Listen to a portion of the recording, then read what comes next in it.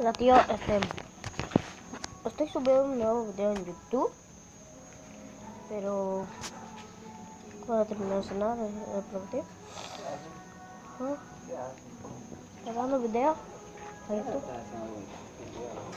¿Por qué? Sí. Bueno, voy a subir un video de Minecraft a mi canal. Mi canal se enseña, soy ahí. Bueno, yo soy.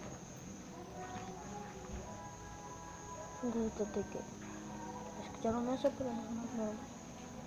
Hacen videos de cosas chistosas, de cosas que llaman la atención para que puedan dar like como tú dices. No de cosas simples, nada más. ¿Cómo que? Nada. Mamá, papi, subo. ¿Sabes cómo dijiste?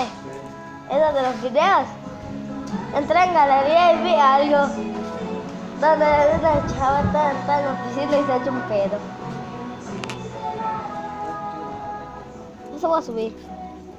No.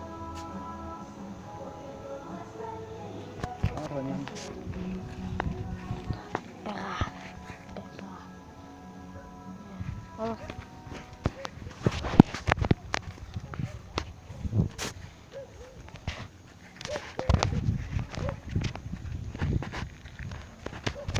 Acá me va abuelo. ¿No está acá todo?